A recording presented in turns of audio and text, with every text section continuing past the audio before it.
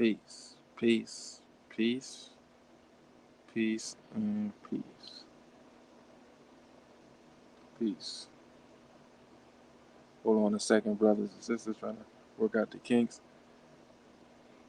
Is it?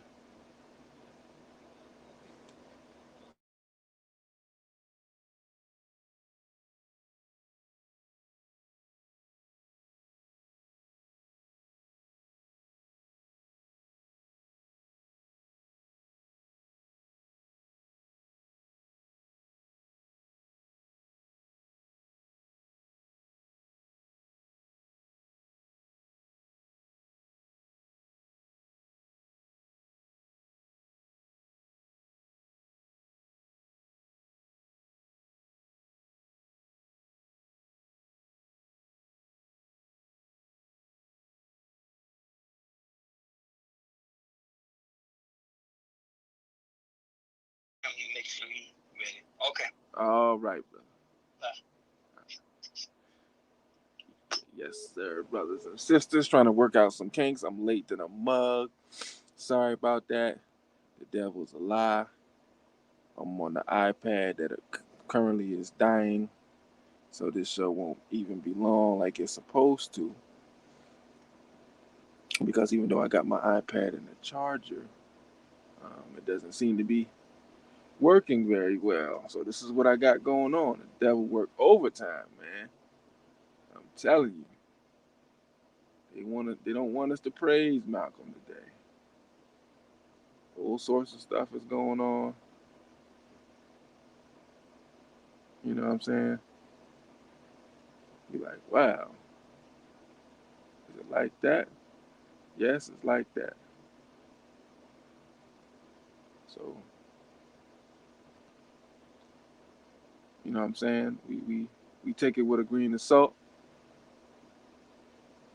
because we know again the devil is a goddamn lie. But we here. I ain't even got my music or nothing like that. I can't even get you in my pocket. Let me see. Let me see if I can get my music though. Y'all hold up a second, man. Let me see if I can get my music, bro. Hold up. I want to make sure. Okay, what's happening here? Why they doing this to a brother? You know what I'm saying? I done logged in and everything, and play with a brother's emotions. You know what I'm saying? Let me see. Let me work on some things. How y'all doing, brothers and sisters? How y'all doing? How you doing? How you doing? Malcolm X's birthday, and I want to bring this in right. You dig? I want to bring this in right. Oh man, I'm bugging.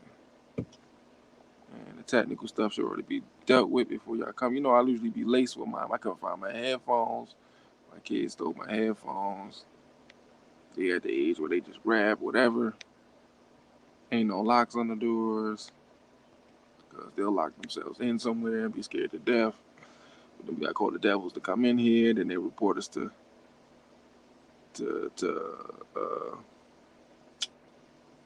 what they report us to. They report us to the mother devils, and then they're gonna try to take my kids away. Then I'm gonna get shot. And your brother, y'all gonna be marching in the street for your brother. I don't want that to happen. So I'm gonna do this.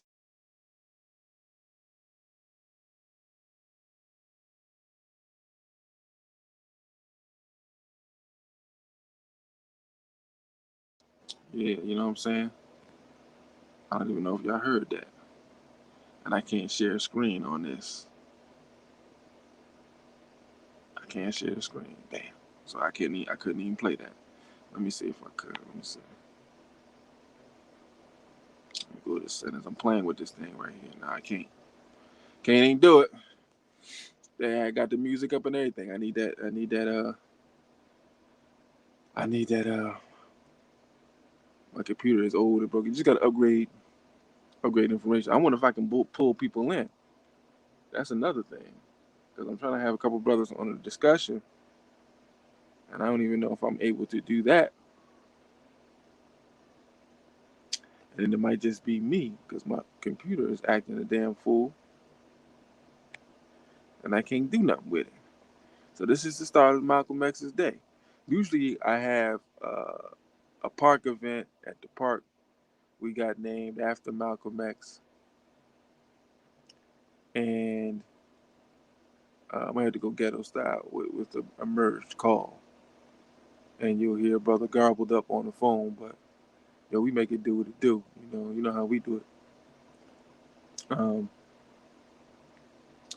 And we had it. Cause let me just start with that. I'll start with that story. So this Mr. X giving you what you want to give you what you need, get you in my pockets, man. You know what I'm saying?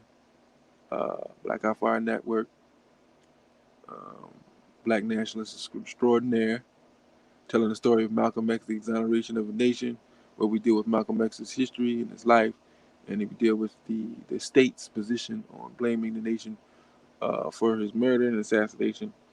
We'll divulge into the very real COINTELPRO uh, uh, involvement in Malcolm's assassination. What I'm starting with right now is the creation of the park in Albany, New York. We have a park called Malcolm X. It's just a little corner, uh, nothing overwhelming. I don't know if anything is going to get built on it for a number of years. Maybe I'll pass that task to someone else, but I just wanted to get the ball rolling because there's more pressing matters than funds going to a park. We have 75,000 parks in black communities, and unfortunately, people who are politically uneducated beg the white man for resources to give us parks. We got a million parks. We don't need parks. We need institutions owned by black people, controlled by black people, so we can employ our people, so on and so forth. And we'll divulge into that, and we know that very well, but we'll divulge into that um, uh, as we further it within the discussion. Don't know how much time I got because I'm on an iPad. I got it charged, and the damn is still going down. How the power? How you get the charge in the iPad and the motherfucker going down?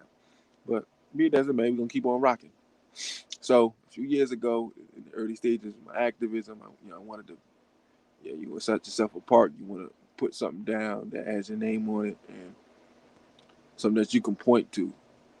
And me and a brother got together and decided to name a small corner area of Malcolm X Park. And we got a little petition and we went to the corners and everything to get signatures from the people. And just our luck, a new person was coming in as common counsel.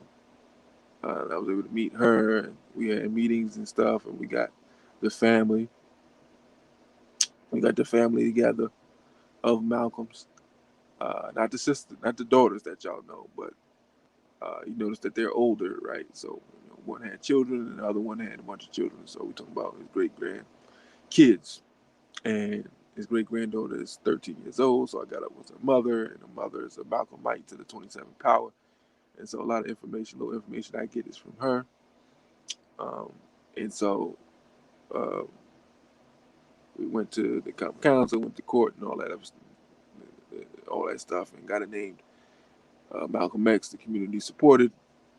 It was a small thing in a way that we can all come to accord that we feel like uh, this should be done, and hopefully, with these discussions and shows and things, I get more allies to recognize Malcolm on his birthday, and it won't be for a Saturday. Interestingly, the first time we did it was on a Saturday, so that today is Wednesday, so that was 3 or 4 years ago.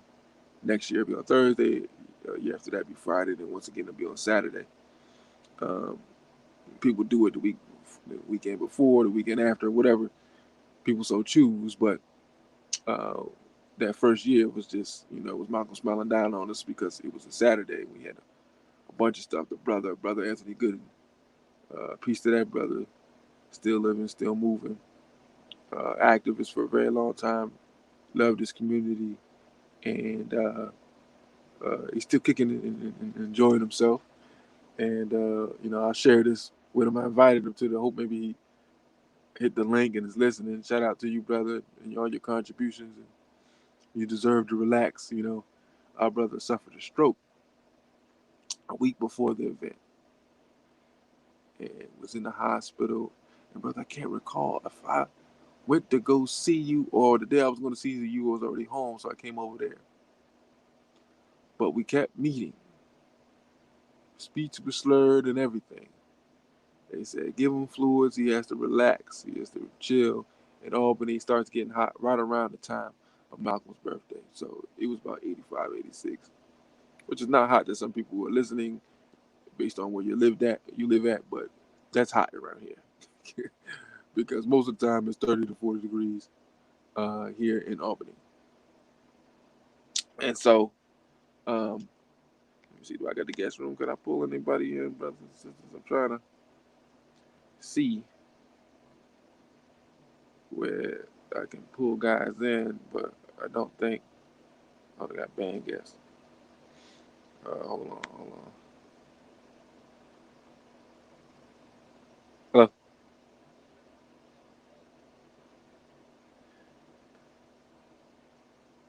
Hold on, brothers.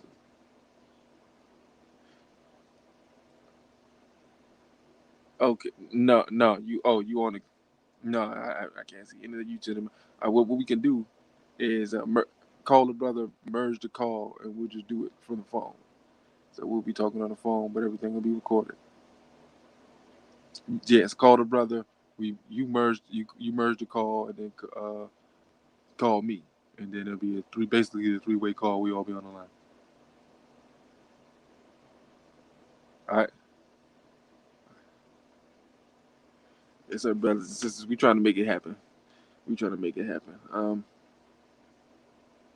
So yeah, me and the brother were doing it, and like I said, he had suffered a stroke, and he got right back to the meeting. Took a couple days off, got right back to the meeting. He was slated to host the show, and I spoke, and we had beautiful pictures. If you want to see the pictures of the first day, Malcolm X Day, uh,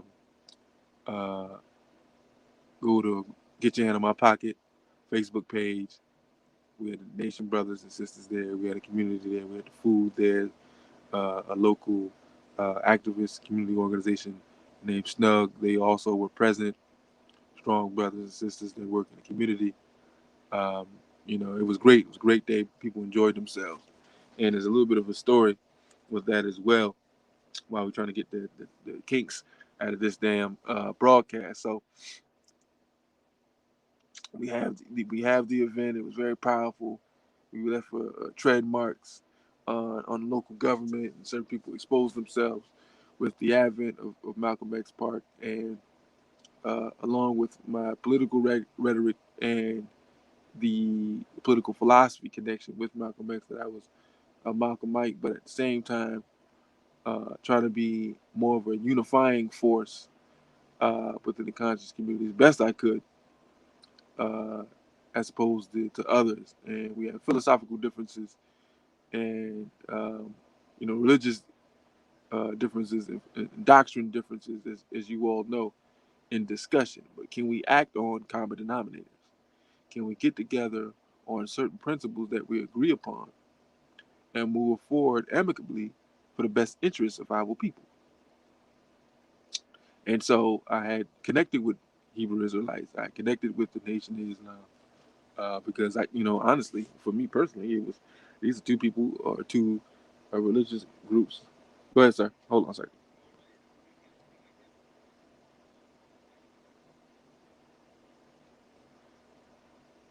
I'm on the line. I'm on the line now. Okay. All right. So I was telling, I got the brothers online. Everybody can hear you.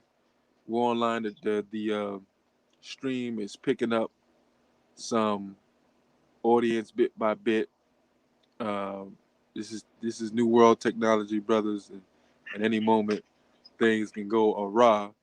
Uh, and so, but we have the audience. I was just telling the story about the creation of Malcolm X Park and Malcolm X Day here in Albany.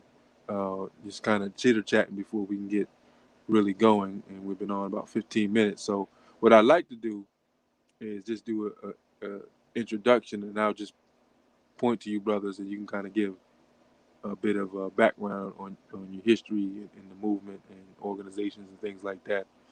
But I'll lay the foundation and the groundwork.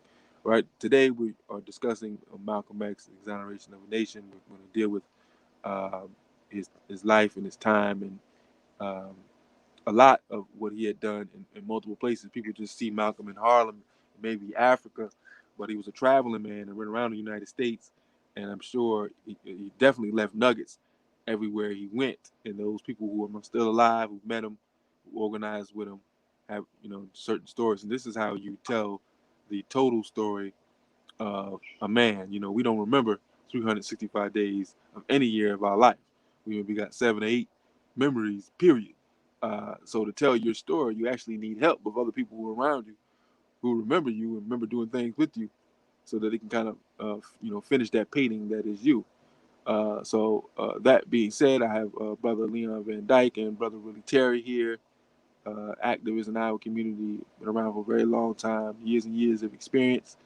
And these brothers will both introduce themselves. And brother Willie, since me and you started this thing, we'll start with you, brother, and you can tell your name and just a little bit about yourself. Okay, yeah, my name is Willie Terry, and I'm located in upstate New York. Well, my history is that I got involved in the movement during my student days in the city, in New York. In New York City, and that's when I first started getting information about who Malcolm was. Because what happened is that the school that I went to was a school that was really involved in the movement. I think it was a lady by the name of Asada Shakur. When I came in, she was going out, but there was a lot of political activity going on. So I got involved in that way. But my history is that I've been involved in the labor movement. And right now I'm in a group called the Coalition of Black Trade Unionists. And it's a national group. And I've been involved in that group for about 15 years. And we do things like, trying to work with the community groups in the black communities to help them resolve issues or get involved with issues to, just to help people out. So, it's not a whole lot of, about me. I'll talk as we go, but, just a little bit. Okay, thank you, brother. Brother Leon Van Dyke, if you want to go ahead and introduce yourself, brother. Yeah, sure. My name's Leon Van Dyke, and I've been active in the movement since, over half a century. I met Malcolm a number of times. My first time was in 1954, when I was a young Turk. And in Philadelphia, Malcolm was in Philadelphia for a short while organizing, as many of you might know. And we lived like 5 blocks apart. And when I first met him, I lived across the street from a housing project, and that's where he spoke. And I was the young man, Joseph X and Malcolm, they lived together at that time. And Joseph and I, our connection was we were in an all-boys high school together. Nowadays they call it alternative schools, but it was the next step to performance school. So that's where I first met him. Then again, a couple times I heard him speak. I wasn't really involved, sort of on the fringes, like what he said, but was too much committed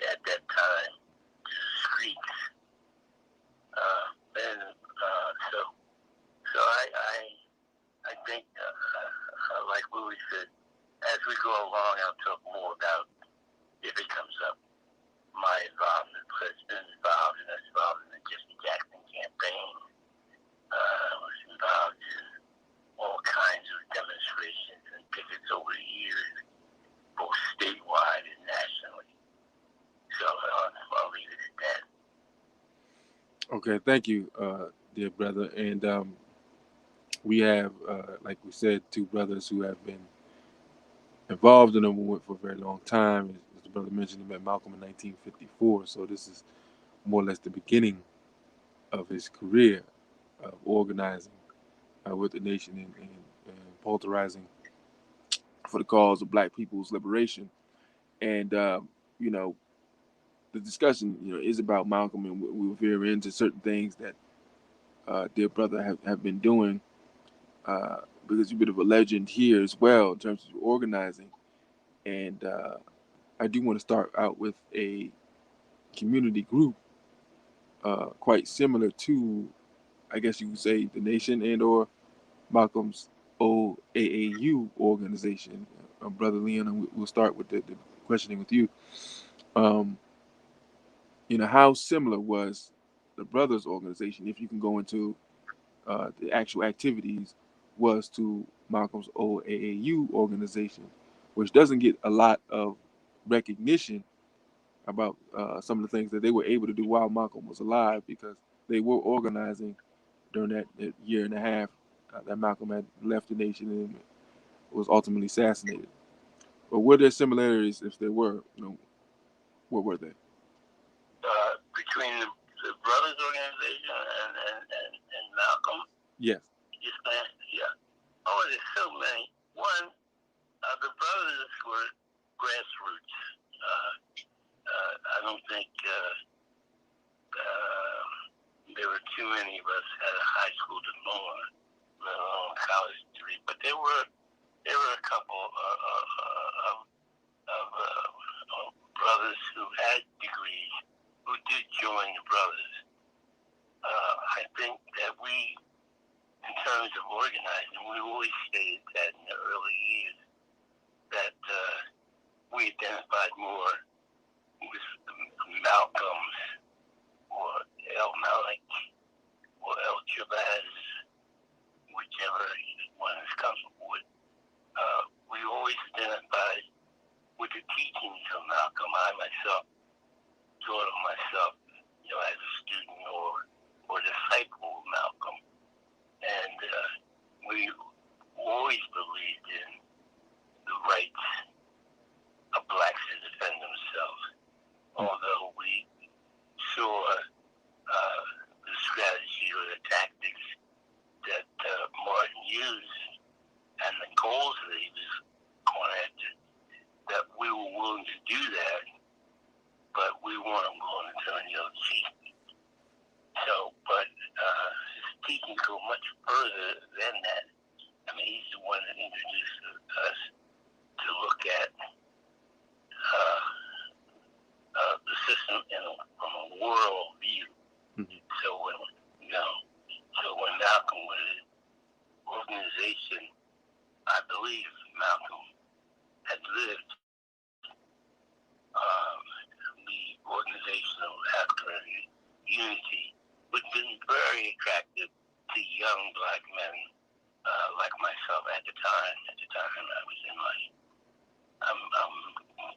my next birthday, I'll be 88. So the generation that Malcolm was after was our generation. Malcolm is like maybe 8 years older than I, if he still lived. Okay. Wow, that's impressive. Very impressive, brother. Brother Willie, we talked about Malcolm. We talked about Malcolm for the last year or so about doing things to represent Malcolm, to celebrate Malcolm. How important do you believe that is in regards to the proper celebration, proper recognition, or even a curriculum? We talked about that, a curriculum, a year-long curriculum. How important is that to our people? Well, I think celebrating Malcolm is just as important to celebrate Dr. King. And in my opinion, the reason Malcolm is not celebrated like Dr. King is because of the system that we live in and what Malcolm said. But Martin Luther King said some similar thing later in his life. in terms of what Malcolm has said. Talked about the system, talked about revolution, talked about capitalism, and so I think it's important that we as Black people don't let people tell us who to celebrate. I think it's important that we choose our own leaders and how we celebrate them, and not to push how we, people on us to celebrate and then disregard someone else. So it's very important that our black kids know about Malcolm. But as it is today, they are not. That's not being done. Great answer. I think that's important that the minister is celebrated correctly, and his more militant, black poweristic perspective is given to our youth, so that they know it's an alternative to what has been pushed regularly. Malcolm believed in voting, but he believed in it using it as a weapon, and he was learning about local politics as when he came here. And I'll ask you this, Brother Leon. There's a picture of him here at the government building. It's escaping me right now. The large building there, but he's I saw him then. Yes, tell us about that. Well, we knew that Malcolm was coming to Albany with Percy Sutton and a few of the others. At that time, I was, this is 65, I was a waiter at a well-known bistro called Dorsey's that was very popular in all the legislators, Shirley Chisholm, Percy Sutton, R.E., all ate at that restaurant. It was the only, I think at that time, the only black restaurant that featured soul food. So a lot of these all these people, when they were up here doing session, they would eat there anyway, including Percy Sutton. So we knew he was coming, and even then, even though I wasn't actively involved, as I became, I was always sympathetic, and we went to see Malcolm, and when we went to see him, we of course, we got the time on messed up. So when he came to the Capitol, he came in, as I recall, and relying on my memory sometimes is that good. But as I recall, they were on a bus, and we saw him getting on the bus, and I knew people like Carl McCall and Charlie Rango, who was a young assemblyman at that time, and that's the point I was trying to make. But anyway, yeah, he was here in 65 or 66, I'm not quite sure, but it was right before the brothers, and that was one of the other things that motivated us. Anyway.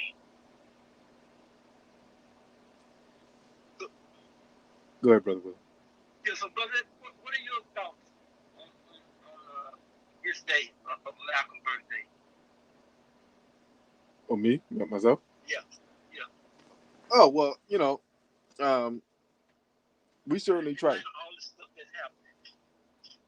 Yeah, with everything that's going on, we had spoken before about Malcolm in February, assassination, and then obviously now it's a lot warmer, and you connect people. You get a little scientific here with the sun coming out here, and we talk about our people getting crazy or whatever, want to get warm out. But actually, is we get sane. The reality is we get sane, and that sun we get the download, and it's important for our brothers and sisters to sun gaze so that it's clearer to see the conditions that we're in. And unfortunately, the emotion that connects with that is rage, because we look around and we see we're not living a natural humanistic existence that our ancestors had when the planet was black and we ruled. And so, if you recall Malcolm's sound bites of it being a long hot summer of '64, and I don't know if he knew that information in regards to what the sun does to black people, but he did know that the conditions, as he continued to point to, were so ill and transverse that we had to make a decision. And unfortunately for them, speaking for them, it was a violent response to horrible living conditions and horrible treatment, and it was led by the youth. And he constantly talked about the Negro leadership that was getting, compensated for trying to lead the discussion and lead the minds of blacks to one direction when they saw that it was important that these young folks were getting results and that this was the leverage that was needed in terms of any types of negotiations. And we knew how war is, even warring nations after one nation beats another, the leaders of said nations come and meet and decide what's going on or what's going to happen next. And so all this is something that should be discussed when you're talking about the totality of a celebration of Malcolm X, not just by any means necessary, which we haven't even mentioned, but there are a lot more moving parts in regards to his existence and his connection to our people, the importance of having this message, because we do know, as we talk about the exoneration of a nation and exonerating the nation of Islam of what the state says that they did, there was a difference in his teaching and Elijah Muhammad's teaching. And the one difference was to be involved in politics and to carry arms to defend yourself, both our rights as human beings in America, constitutional rights. We can bear arms and we can involve ourselves in the political discourse of America. The Civil Rights Act had proven that, but even before then, there was already an act in the Constitution that guaranteed we can be involved in the political process. So he expects us to exercise that in a way that it made us a force. You can vote as a block. We come together, we decide what we want. And when one person is saying to the white man, hey, we need farmland, we need fresh water, we need homes and businesses and so on and so forth, he's powerless. But when 1,000 blacks say that, now it's something he has to consider. So I think it's very, very important that we recognize Malcolm and celebrate him in a proper way. And certainly getting the historical aspects. Yeah. If you do just like I couldn't agree with you more. And Malcolm teaches us in his speeches when he talks about the ballad of the bullet. Mm-hmm. That's a very important lesson that we need to learn. And when we close options, which I think that we do, that the whole thing by any means necessary and the right of self-defense. Mm-hmm. Everybody has that right. Mm-hmm. We see it right before us now, that they give the Jewish nation that's going on right now, government rather, mm-hmm. The right to defend themselves. Yes. But the first thing that comes out of our mouths when some, which I say is justifiable rage, what comes out of our mouths of misleaders is that we must not be violent. Now, I don't advocate violence, but when we are attacked where we are, I think we can't close that option, and nobody else is expected when they're attacked that they're to close that option of you must be nonviolent at all times. In fact, the riots that I would argue, the riots that we've seen that took place in the 60s, over 60, 70 cities going up in flames and what have you, mm-hmm. That was a consideration of the policymakers to start various different programs. Johnson, when he talked about the the civil rights, when he went to civil rights, he talked about the violence in the street. That was a thing that was on his mind. So I think we have to, with Malcolm teaches, is that we have to leave all options open. Period. You know, Good. You know, I think that the question of that violence was kind of used to kind of, muzzle everything. I mean, Malcolm, he was right on when he laid that out. But I think in the end they used that to kind of muzzle the situation, kind of pull us away from what he was saying, because they started dealing with the violent question as opposed to dealing with what he was talking about. And that was No, go ahead. I'm sorry. Yeah, I just said that was a issue that happened in the movement. We started talking about the violent part instead of talking about the issues that he was talking about. And his interpretation of what was going on. Listen, we have the biggest war machine in the history of the world, right? And we have soldiers all over every country to protect the interests of America. And we will go to war, and we about that. So for people to one hand preach to us that we have to be nonviolent at all costs, and at the same time we'll send troops to countries that do anything to them and create violent means. I think that we have to keep those things on the table, whether or not that's the first option. I would argue it shouldn't be, but at the same time, we can't. We have some of our misleaders will immediately women getting shot, people getting shot in the back. The first thing comes out their mouth, or the second thing comes out their mouth. Well, we can't be violent. Well, if they don't want people to be violent, then do the right thing. That's my message. Mm-hmm.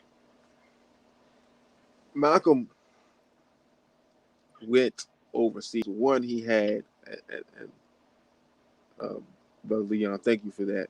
One thing that is lesser known of Malcolm or discussed, except on social media forums, and I share it a lot on Facebook, and I try to do it a lot on Instagram. Malcolm's involvement with Third World Revolutionaries, Patrice Lumumba and Fidel Castro, to name a few. And I had listened to a interview. I know all of it's old, right? But people get hold of audio and release it, and then it's basically new because the mainstream people haven't heard it. I haven't heard it. Others probably haven't heard it. And it was a discussion about him meeting with Castro, and he went down a litany in line of people who were also in the room. They showed the pictures of him and Castro together, but the reality was there's about 25 people in the room. It's a very small room, but it wasn't Malcolm leading this charge. He was asked by the state to be a representative, the lead representative, and he went. And Fidel went to Harlem, and he stayed in Harlem. Brother, you're breaking up. Am I? Okay. I don't know, maybe it's just mine. Malcolm had brought him to Harlem, and they had, I think, Teresa Hotel he stayed at. Yep, in Harlem. Yes. Do you recall that, Brother Leon? Oh, yeah. That's what brought my attention to Castro when he stayed, and he wanted to stay in the downtown hotels, or he didn't want to stay in it, and he moved his whole contingency to the Teresa Hotel. Sure, that was a big thing when he did that. The black community said, "What? Say what?" That was in 1959. I remember it well. But anyway, go ahead. Yes, tell us about that experience and what the vibe was here in Albany, or black people in all of New York State, or your organization, or whatever have you. Well, at that time, I was in Philadelphia. I was born and raised in Philadelphia. Okay. I came to Albany after getting out of the joint. I was a ward of the state, at Eastern State Penitentiary. That was my second time. The second time I met Mr. Heard Malcolm speak, him and a minister named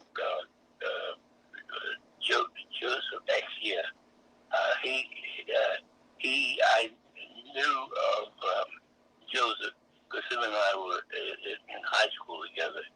But I was in Eastern State Penitentiary for 5 years, which is another story. But it was in 1969 that Castro came to the U.S. and this is after they won their independence in Cuba. And what made the black community look, because when he came to the UN, he came with his contingency. Over half of the contingency were black. And so they're black because we're not used to seeing blacks with guns and rifles and all that kind of stuff. And at that time, Castro's field marshal, or field general, was a guy by the name of Juan Almeida, and he was as dark as I was. I'm mistaken many times as being African, so it gives you an idea how dark Almeida was. So to see that was made us as black people that this guy Castro, who looked like he was white, right? That it gave legitimacy to his organization, and rightfully so, because if it had not been for the Afro-Cubans, who were mostly peasants who joined Castro, Juan Batista would still been president of Cuba. But yeah, he moved his whole contingency to the Teresa Hotel, which all of us knew. Teresa Hotel at those days was as popular as the Apollo. Every black knew what the Teresa Hotel was about.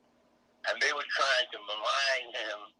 They were supposedly cooking chickens in the hallways at the Teresa Hotel. Now, to the mainstream public, that was supposed to be a put down. But to us, that was like he was just being real. So that was a movement, an unforgettable movement, when Castro, as I said, and he knew exactly what he was doing. Castro, Che Guevara, and the people that were behind them, the overwhelming majority were black Afro-Cubans. And that still is the case. Most of the Cubans who left Cuba were not Afro-Cubans. They were Euro-Cubans who benefited from the system. And so that's why when you see people like Rubio and them, they were, their father's not them, they're too young to have been in the cabinet. But it was as much as a movement about Afro-Cubans and their independence that was closely associated with the aspirations of Cubans to have independence, period. So that's some of the impressions I got just off the top of my head. Brother Willie, are you familiar with Malcolm's relationship with Patrice Lumumba, or just the things that went on in Zaire, or what was called? Yeah. Well, OAU, I would argue that's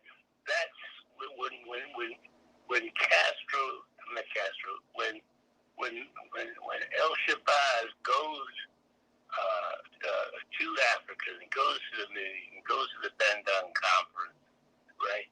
He begins to associate with people like Lumumba and Kwame Nkrumah. How can you be associated with people like that? That you don't be turned around. You know, they were, you know, they gave him a world view. I mean, he was a reader, so intellectually, but can you imagine being in a conference with his Kwame Nkrumah, the guy from Indonesia? I can't think of his name right now. Gamal Nasser, Kwame Nkrumah, representatives from they sent representatives from the ANC. You know, at that time, Mandela was in the youth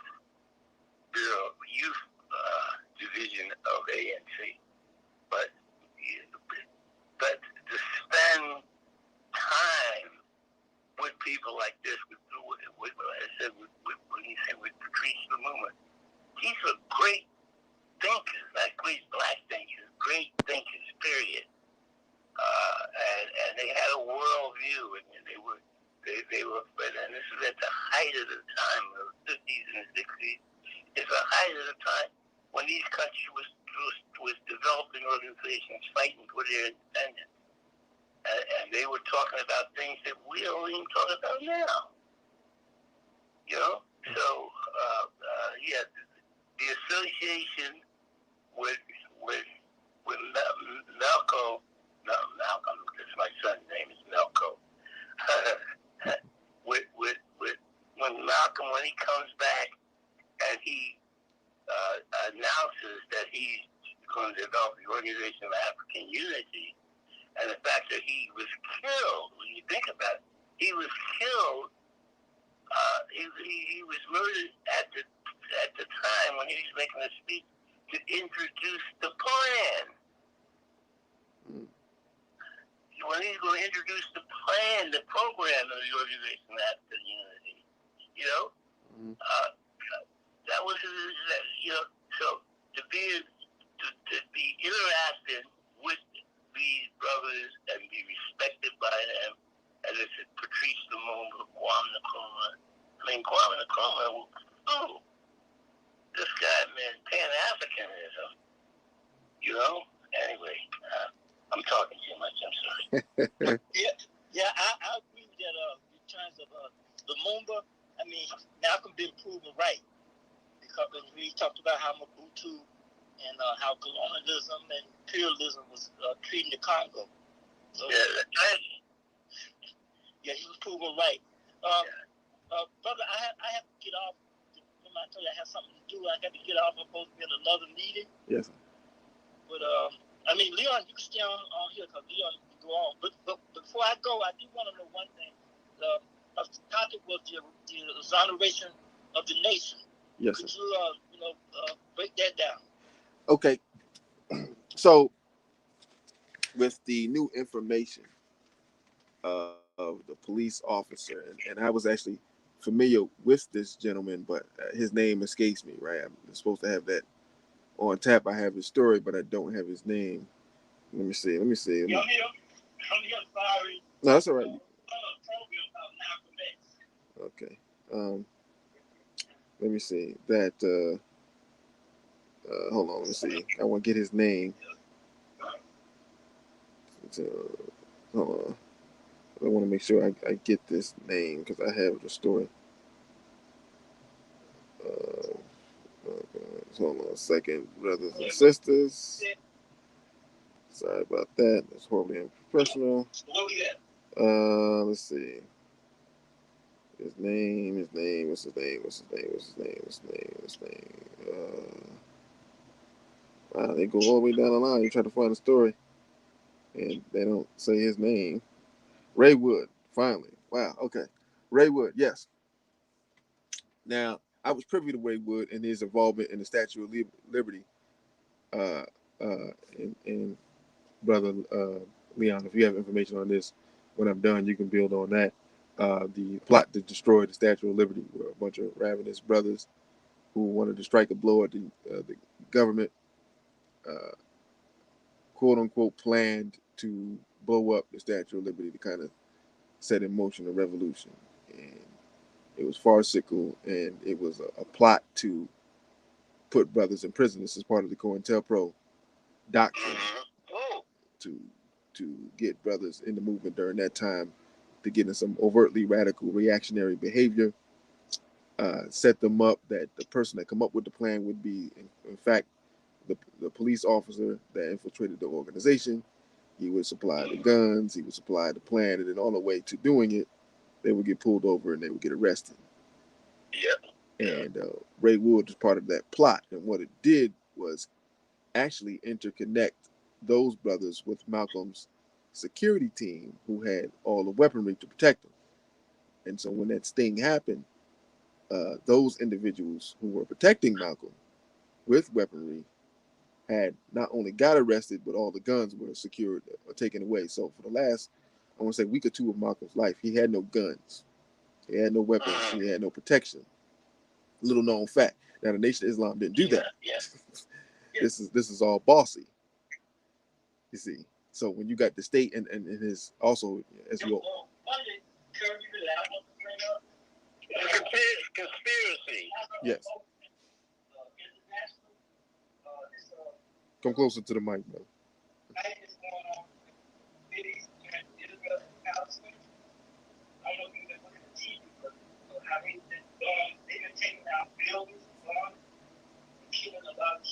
Yes.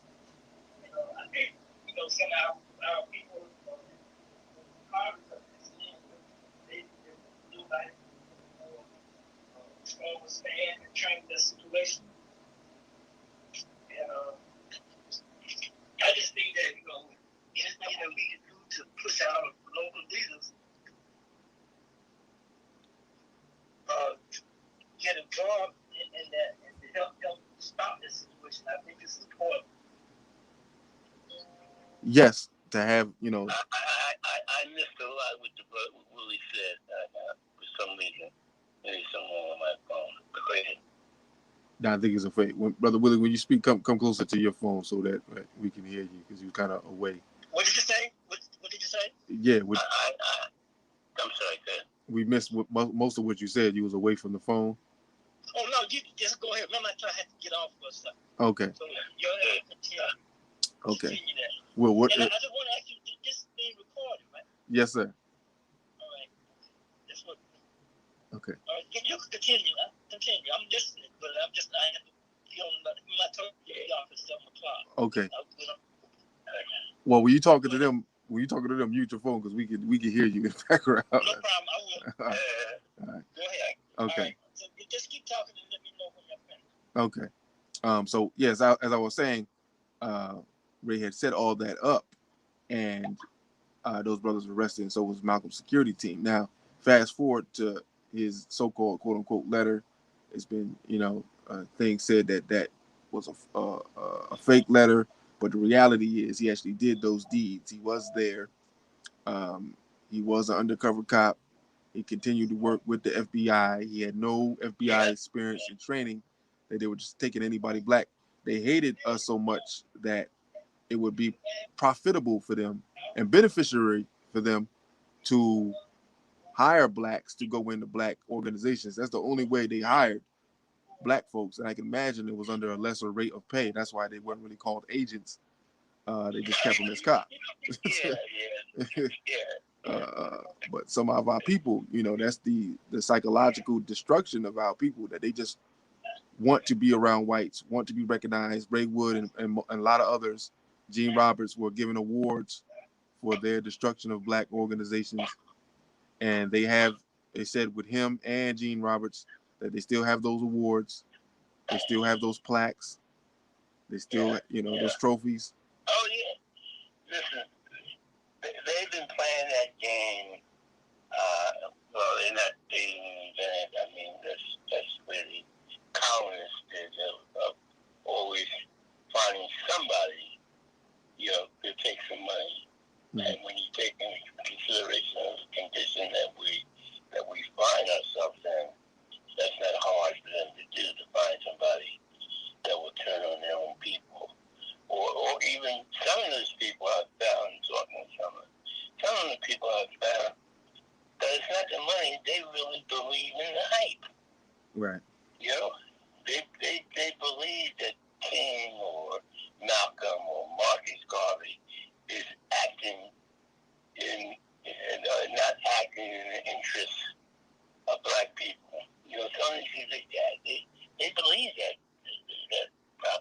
they buy it with, she said, internalized racism. It's very hard to in terms when you brought up the question of counter intel probe, they take the brothers for 5 years. Mm-hmm. They taped our phones. They had my phone, my personal phone, and the brothers' phone taped the longest in the history at that time. This is 1970 at that time. The longest in the history of the country that I taped between the local FBI here in Albany and the Albany police. And right now I'm writing my memoirs, and I'm getting on the Freedom of Information Act. I'm getting from the halls of records all tapes and stuff that they did on us, because it was now it's like 40, 50 years, so they can't say that it's national security. Right. Yeah. But they taped our phones. I mean, with some of the brothers, and I believe this sincerely, they don't have any evidence to support my claim. But Brother Sam McDowell, who was one of the founders of the brothers, one of the stalwarts, they said the brother shot himself and killed his girlfriend, and which he supposedly shot himself with a rifle. Now, wow. But I don't believe. And with myself, I was shot at 3 times, and they missed. Obviously. Right. But when they burned down my house that I lived in, where the people living on the top floor were killed, I was almost in that altercation. I was burned, and my lungs were scorched for 6 months, and I couldn't speak. So whoever did that, they claimed it was, a lone rider or something. I never did believe that. But that's the kind of thing. And in Callan South Probe, when the Socialist Workers Party, as you probably know, as they sued the government and they got access to those records, we found out that through us looking through it, they had this program where the Socialist Workers Party had developed a system that they got all activist groups that were mentioned, and then we get sections of the thing, and we're able to piece together various different, we're able to piece together who was who, because they had redacted a lot of things. And we found 3 people that were FBI informants that worked with the brothers, and I know who they are. We know who they were, because we're able. But those brothers were not only working with the brothers, but they had jobs working as informants for civil rights groups in Poughkeepsie and Newburgh. Mm. These weren't FBI agents, these were FBI informants. They were paid, but we used to say to doing the brothers that.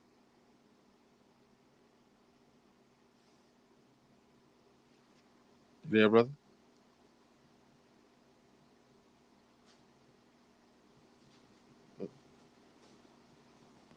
You there, brother?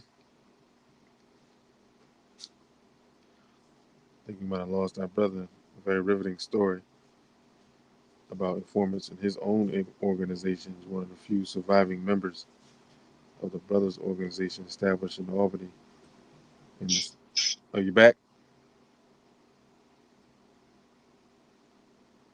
You there, brother?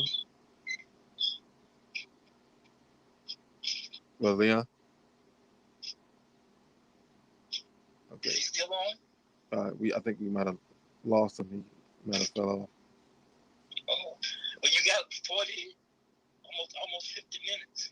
Yeah, he was in the middle of a real good story. Oh, yeah, it's good, right? Yeah. It's like got his number, right? Yeah, I got it. Yeah, he's good. Hey, I think we should follow this up. I think we should have more. You know, if you create some topics. Yes, sir. Yes, sir. It's like a history book. Yeah, certainly. Definitely. Okay, all right. Well, yeah, we did get 40 good minutes of him. I want to continue with the exoneration point um, and dealing with Ray Wood.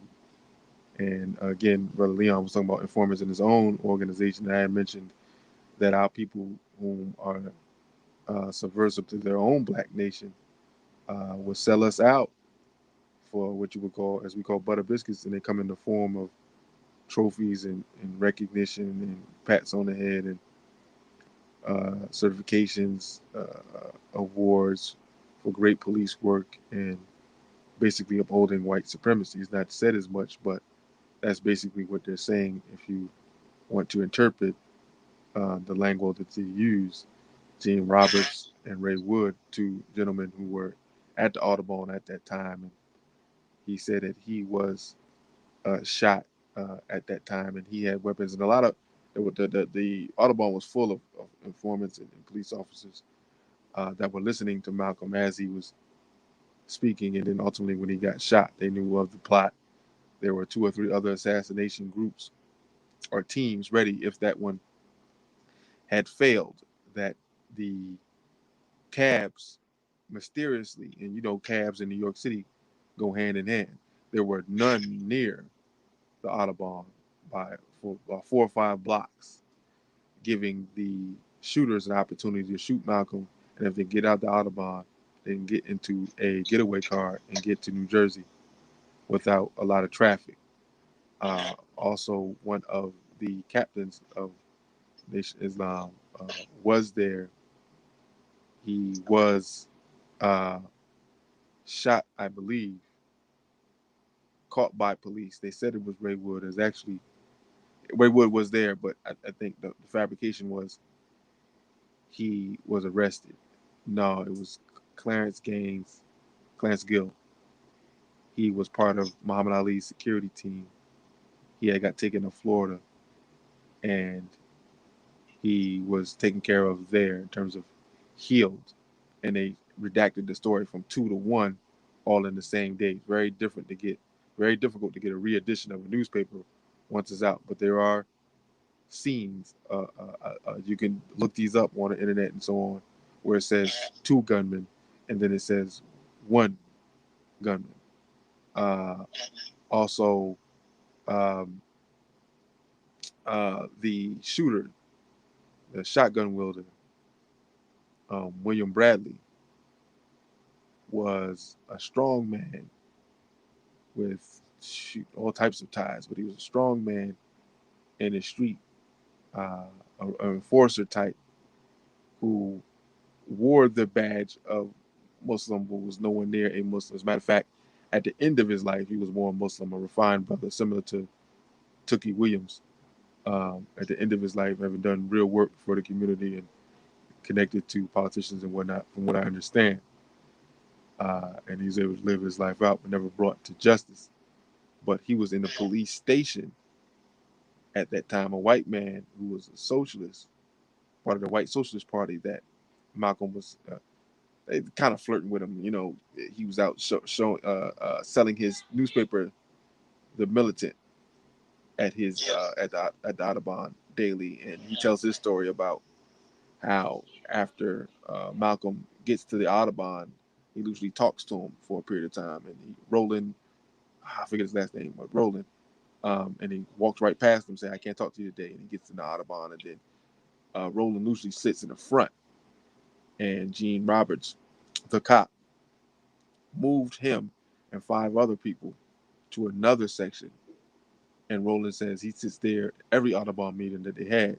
He sat in the same seat, and they were moved that particular day. And he remember looking and seeing who was sitting in his okay, sitting in his seat, and it was the shooters. That's all right. Also, that some members of Malcolm's so-called quote-unquote security, who weren't not his security, his whole security team had pretty much been disbanded disbanded, and everybody up there were informants uh, for the police state, for the police force, bossy. And some of them knew the shooters, and they were told, if you see any of these brothers, let everybody know so that we can escort them out. And that one particular shooter said, we looked them dead in their eye, and they looked at us, and we were waiting for them to snitch on us, to say that, hold on, Malcolm, these guys here need to be removed. They're known, smashers, and they didn't do it. And so they allowed the shooting to occur. Another brother, James Sabaz, who was also a betrayer of Malcolm, had done several interviews about him. But in even one, he told on himself. He said that Malcolm said that he was the seventh son of a seventh son, and he's born on the seventh, and that meant something. And he said, and he didn't realize he did it, but he caught himself. He said, so I played it back. And he said it so fast that the only way you can remember someone saying something like that was to have it recorded and then play it back over and over again so that you can get it. And he said that. He said, so I played it back, and then he caught himself, and he said, in my mind, you see. And so he was a recorder. He took the paper that was in his lapel that he was going to say who was the people that were supposed to kill him. James Shabazz took that letter from Malcolm after he was dead. He had a shotgun on him at the time, never used it. And he told people close to Malcolm, don't tell anybody what you saw. Don't cooperate with police. And that he had left the Audubon right after Malcolm was shot, and then he came back. So, uh, France, we all know about France. He went to France, and they were put on notice that Malcolm was to be assassinated. They didn't want that to happen in their land, so they didn't want to be blamed for it. But it was the worst kept secret. Maxwell Stanfield talks about that it was a worst kept secret, and that the United States had a 49 state riot alert put out before the hit, and that people around the situation who had pulled tried to get it to stop, but they said it was unstoppable. This is not something. It's something much bigger than Elijah Muhammad. When you go to the African continent and you get poisoned, and Malcolm says, I trained the hit squads in the Nation of Islam, meaning I know what they can do. I've trained them. Poisoning people in Africa is not something they can do. When they showed the movie, and which is some factual, some falsehoods, you got plainclothes white men following Malcolm in the world. Well, this is a world dominated by white supremacy. The white man can go anywhere in any garb that he wants to. So he's near and around Mecca and sticking out plain as day. As a matter of fact, Malcolm approached one of these men in Mecca and said, yo, I see you here. I mean, you sticking out like a sore thumb. Why are you following me? And the guy says, you're a disgrace to America. Why don't you just leave? I can't believe that, he kind of confronted. They had kind of an exchange. There have been people who were in the police force who actually didn't mind what Malcolm was doing, because he said, hey, he's trying to get black people to go back to Africa. You know how they symbolize our movements. And he telling the Negroes to get jobs, telling the Negroes to do for themselves. And he was one of those white folks that believed the hype of, we always on government assistance and we always begging for things, the step and fetch it thing. And so he saw no problem with what Malcolm was doing. They hadn't really hurt anybody. Uh, and he's telling black people to clean themselves up. Good. I don't want to use my tax dollars to clean you niggas up. That's his thought process. And he got reprimanded for saying that vocally to a superior. So all these things, point to the state. We know Hoover took out Marcus Garvey with the help of W.E.B. Du Bois, then took out W.E.B. Du Bois. You see, so we know how this devil works. His history is written in blood with black organizations. These guys are masters at war, even though they didn't create it. It's in their blood.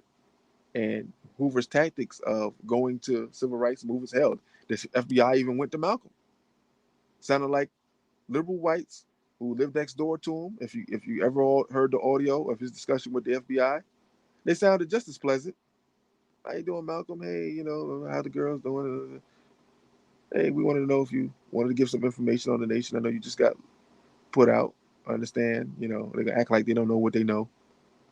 And they talked to him, and as you heard, he said, "I'm not gonna be used against any black group for anybody's purposes. You'd be stupid to come to me. I don't even know why y'all did that. You insulting your intelligence and you insulting mine." And in the report, it says, we tried. We're not gonna do it again. This guy's not gonna sell out. We kind of knew he wasn't gonna sell out, but you can't help but to ask. That's what they said in the interview, in the discussion.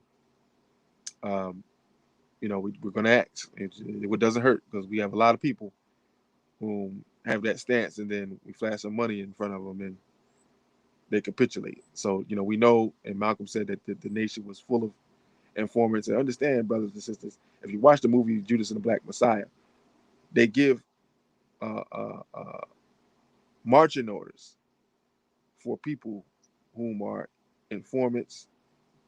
They tell them to do such and such things, commit robberies, break laws and rules, and to see who's feeling the same way. They kind of turn the energy where certain rules, like for instance in the nation, you couldn't say anything bad about anybody, let alone talk about killing them. So if you said somebody's feet stunk or somebody was overweight or fat, you would get put out the mosque.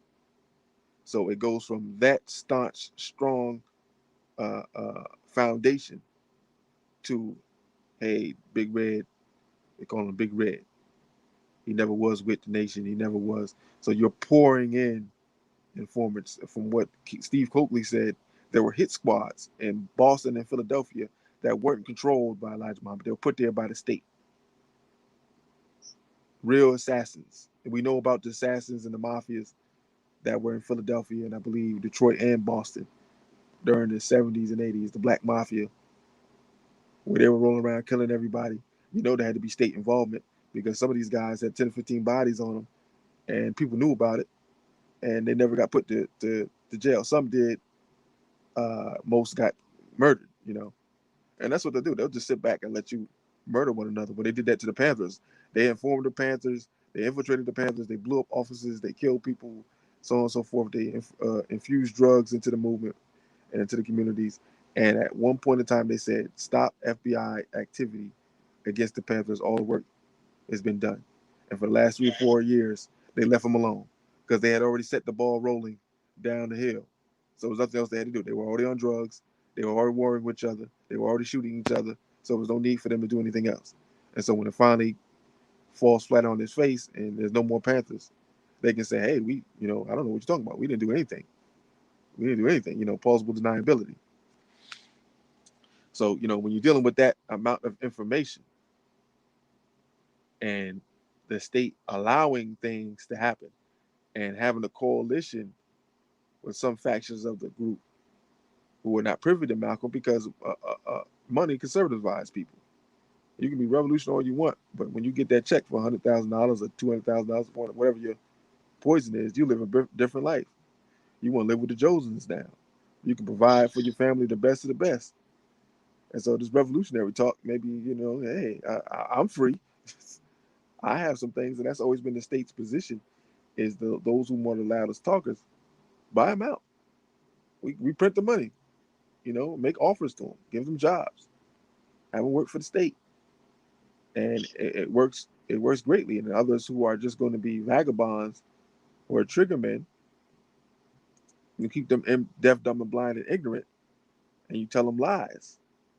Now we thinking that we're looking at a 1964, 1965 story with two 2021 lenses. I mean, we can go on the internet and I can find the name of Ray Wood. I couldn't do that in 1965. I had to do some real research that would take a whole lot of time to find out the truth of a matter. I can pull up a video of you know, I can pull up a video of Most Honorable Elijah Muhammad and Malcolm X talking right now and it take me 30 seconds. You couldn't do that in 65. So if people are saying, hey, Malcolm is terrorizing the messenger, he's doing all these interviews and he's saying these things about the messenger over and over again, and you got one side of a story. You got one side of a story. The point is to enrage followers who love a man who brought them out of the darkness and believed in them and loved them and gave them a purpose in life when they didn't have a purpose.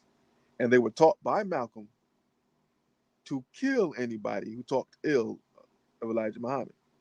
That's another thing that's left out of the story. It was Malcolm that trained the majority of those brothers. If anybody said anything about Elijah Muhammad, I mean, you throw acid in their face. Acid in their face. He trained them to throw acid in people's faces. So he always said, I'm not mad at the rank and file Muslim. I trained him. I know what his position is. I know what he's supposed to know. It's a hierarchy thing. You at the bottom of the hierarchy. You only get certain information. You get information you need to get. You get information to act. We give suggestive orders. We expect for them to be followed. And uh, uh, with Hoover's involvement, when he says do something about Malcolm X, he was very suggestive too. I mean, this is American military genre, Navy, all the high level stuff, jargon. Excuse me, jargon. Just do something about Malcolm X. Well, when layman person look at it, it's just do something about Malcolm X. That's not much, nothing. What did he mean? You know. Well, the agents know what that means. Just like when Hoover was in the movie Black Judas of Black Messiah, they called Hoover and said, "Hey, Hampton's going back to jail." He said, "I know he's going back to jail. I don't want him to go back to jail." He went back to jail. Bobby Seale, and Huey Newton became rock stars. I don't want him to go back to jail. You understand? And that was the end of the conversation. You see, so it's never going. You're never going to get kill such and such. You're going to get uh, one man in the Congo should not dictate foreign policy, as they talked about Patrice Lumumba, and that would suggest that one person had to pick up on that energy in the State Department and put together a hit on Patrice Lumumba. So when he's killed and they go back to the president says, "I don't know what you're talking about. I had nothing to do with that." You see? So these are the things that we don't put in perspective. And the state continue that narrative of the nation killing them, lets them off the hook of assassinations. And Negroes continue to parrot that story because it's been so effective. People still come to me and ask me about my involvement with the nation in Malcolm X's killing, and you consider yourself to be mixed.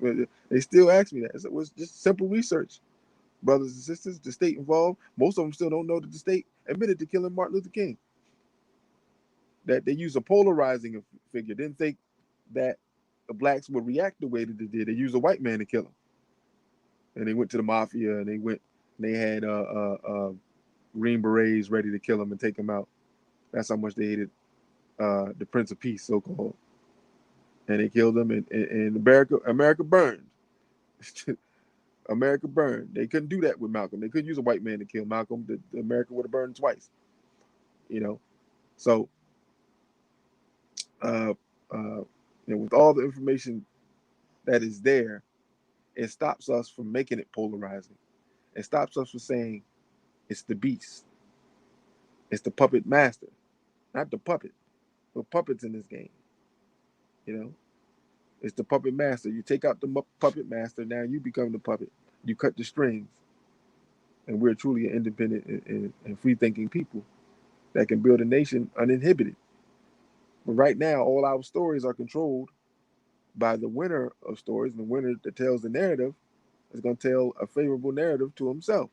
And even in the books, it says he was killed by members of the Nation of Islam. Still, not, hey, the state killed him. They do the same thing with King. Whoever they said they framed to kill King, they still have it in those notebooks and history books that give the school children that this individual killed Martin Luther King. Went up. Wasn't even him. Wasn't even him. Somebody else from the police department of that city, Memphis. He was a Memphis police officer that killed Martin Luther King. He was probably a part-time Klan member. So, this is stuff when you talk about having conversations and celebrating Malcolm, and even people who celebrate Martin. I love to tell that part of the story of Martin Luther King. I'm not a fan of Dr. King at all, but I would love to tell how he died because it's polarizing. I like to point the finger at the cracker, as Khalid Muhammad said. You point the tail on the hunky, not the donkey. We come here to point the tail on the hunky, who's behind all our misery. So, So, hey, hold on a second. yeah, Hello, look, I got Dion on the phone. that's cool. I'm gonna oh, you got him on the phone? Yeah. Okay. Let me get him to finish this story, Wait, and hold on then a second. Can I get you to talk on? merge the calls. That won't be the version. I'm gonna be on another phone. Okay. Hello, Leon. Yeah. Okay. Brother X is on. You can talk. Okay. Well, he wanna talk to you. Okay. Go ahead. Well, brother. You hear him, brother X? Yeah, I can hear. We're gonna finish the string, but brother Leon, if you want to finish your story, and then we'll close it out. Yeah, the battery went out on my phone, so that's what happened. But I only got like 5 minutes on it. I need to charge my battery again. If it's okay with you, we can talk then. Okay, we about to finish the stream, so if you can finish your. Okay, all right. You can finish your story. I only got about 5 minutes on here. Okay, go ahead and finish your story. You talked about the 2 or 3 informers you had in your organization. When did I leave off? You were talking. Anyway, I'll be done doing my stuff. We had at least 3 over that 4 or 5 year period. We had 3 agents. That agent informants different. They were informants.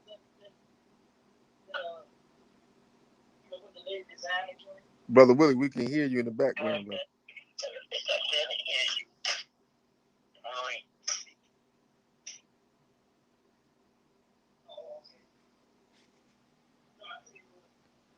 Okay, he's further away. Go ahead, yell out as loud as you can. See if we can get through this. Brother Leon. Yeah, I couldn't hear what you said. I said, let's see. Go ahead, and finish what you were saying. Okay. So we had 3 informants, and not only those informants, they were the other group, but they had worked with 2 or 3 other organizations. One of them was in Poughkeepsie, and 2 of them was in Newburgh. And they were uncovered. One of them were uncovered because they had to testify in court in Newburgh incident. And we were able to, by the women, like they had redacted, it had like thousands of pages of papers that SWP had gotten from the Supreme Court. But the FBI had redacted a lot of this stuff. But if all the various different groups got together and we were able to pull that, oh yeah, that sounds good. And his name, was so and so. In fact, 2 of the agents that was working undercover against us, they were brothers. One of the brothers was down in Newburgh, and the other brother was up in Albany. But they had some credibility because they were, not necessarily from, they were from our community, but not necessarily from our neighborhood. And some of these people have this prolongatory. Wow, that's incredible. Well, Brother Leon, I want to thank you for coming on. Did I mention to you, because I don't know about the police, only police, they had taped our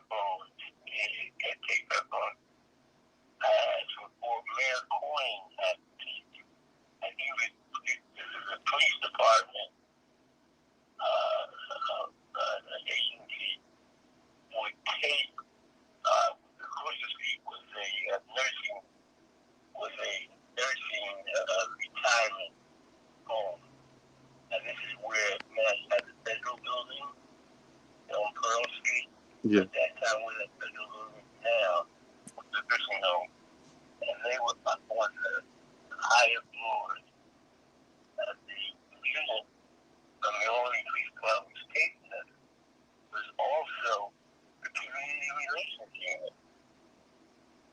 Mm. And the head of the community relations unit of the guys was two guys. One of those guys was See, we lost brother. My brother was talking about some of the things that were going on in his organization, and that they were relatives, and they actually worked in the State Department. So, I mean, the rabbit hole goes very, very deep in regards to organizing locally, and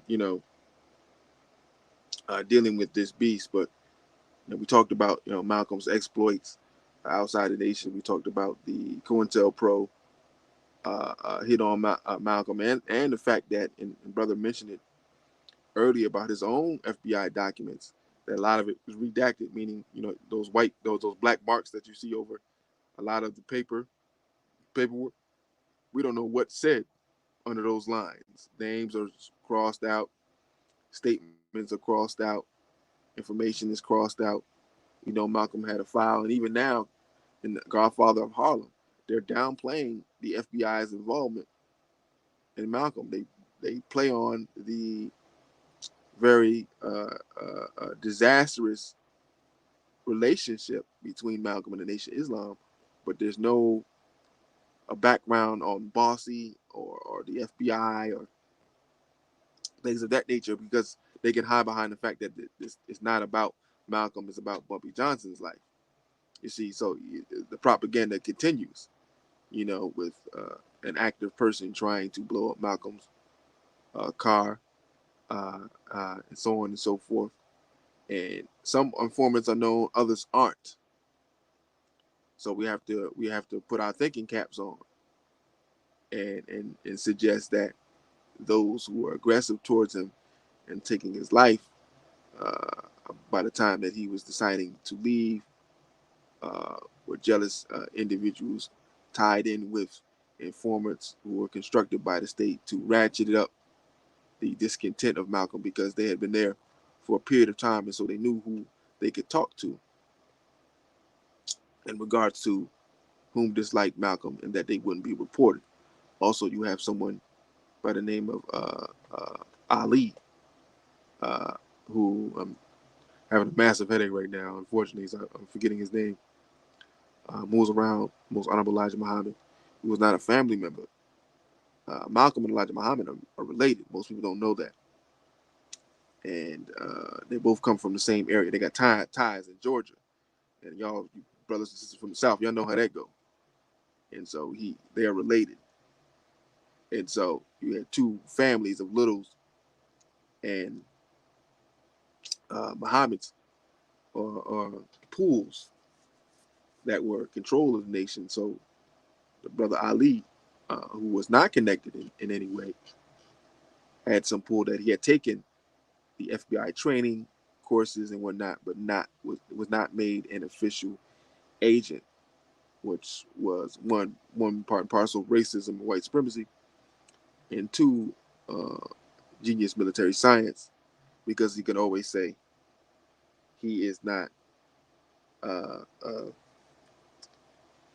agent. And so, um, hold on a second, I got the brother back. Brother Leon? yeah, hey brother, we got cut off again for some reason. Yeah. We have trouble with the phone. Go ahead and finish your comment. We'll close out. Pardon me? I said, go ahead and finish what you were saying, Okay. and we'll close out. Okay. Let me say, the unit, the brothers, as I mentioned, the brothers and my phone, and another other key brothers also, their home phones were tapped, as well as our organizational phones, like Chad McDowell, Pete Jones, Robert G. Dodd. Their home phones were tapped also. Oh, just a minute.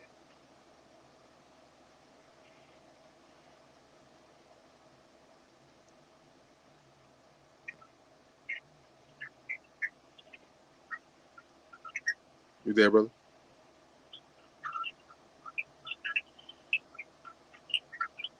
Hello? Okay.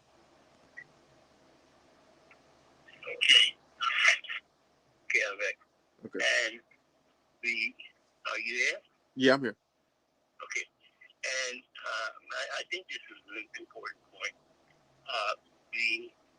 Our organization is set for like 5 years from now, almost from the time we started, which is like 1965.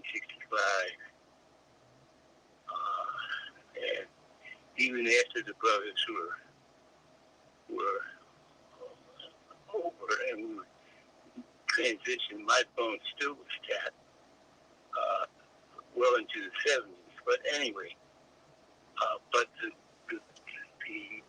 and the Albany police also, the local FBI tapped our phones, but the Albany police had units that tapped our phones too. And that unit, the cover for that unit was community relations. This is supposed to be the unit that was supposed to work with the community. You know. Meanwhile, they were tapping our phone. But what is instructive, I think, the two guys who headed up the community relations unit, I can't think of them. It was a white guy and a black guy. The black guy who headed up, he was a detective. His name was John Dale. He eventually became chief of police force. So that was a stepping stone. And the community unit, every week, they made a report to Mayor Corning about our activities. Paul Grundown, who sort of featured the reporter, he did a biography of Mayor Corning. In his biography, he stated that Mayor Corning had 5 by 6x4 cards with the names and notes made of all the brothers. So they kept careful watch on our activities in many ways. So one, I think, instructive for to you activists now is you should be very conscious of this. And I know that you are, but I can conscious that these people will do anything and everything to try to entrap you. And to the extent of they will put provocateurs with instruments, and we we should talk about that in the brothers, but we didn't act like that, because we thought they did. We didn't think anything was below them, but at the same time, we didn't think that we were that important because they would take the time to say, but they did. And when you like you mentioned Calentella Pro, there's a whole chapter, or I don't know if it's called a chapter, of the brothers. So that's the point I was trying to, one of the things I wanted to bring to you and the audience attention. Well, thank you again, brother, for coming on. Greatly appreciate it. Got your number.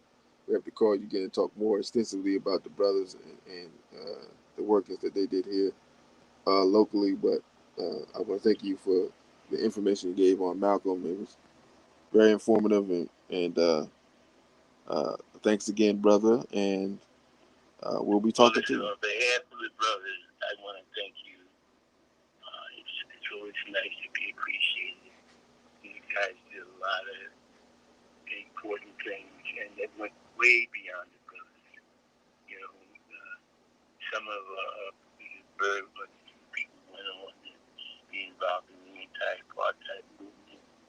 I myself was involved in so many things, personal assistance to the Black Caucus and so many activities, but that's another story. But yeah, these guys were heroes and sheroes. But let me tell guess what he had? There were a lot of women who were the sisters who were involved in the brothers as well. And that in terms of our activities. And that's another story. But thank you, brother, and keep the good work up. As we say, keep the struggle going. All right, brother. Thank you. Okay, then. Thank you. That was Brother Leon Van Dyke. Again, as we got disconnected several times, some unfortunate barriers came of play. Um, I do have a 7-month pregnant wife, so that is a moving variable there that cannot be scripted. We had our last baby as a home birth. We're gonna have this baby as a home birth. So understand, we'll put everything in its proper context. It's a whirlwind of turbulence going on here in the Jennings house, the X house, but we holding it down, but that being said, because my daughters are terrorizing my wife, so I got to get out here. Happy birthday, Malcolm X. I want to thank y'all for listening. Those who came in late, y'all know how y'all do. Y'all come in the last, trickle in, and start to trickle in toward the end of the stream. And, I moved the times around a little bit, said 8 o'clock, and to accommodate the brothers, we had it at 6. Because the elder brother, and then we had other brothers still pretty active in other things, so he's doing those things as well. But we appreciate you all for celebrating Malcolm X's birthday with us. Um, Export Sports for Revolutionaries. I said we wasn't going to deal with just sports, but we will take the time to deal with some other things that are very important.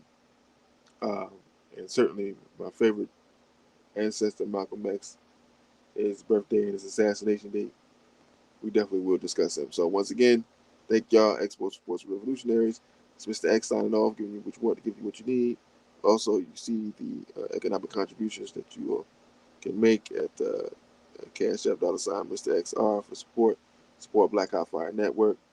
Check out the things that we're doing on Facebook, and stay black first, as they say. Peace out, brothers and sisters.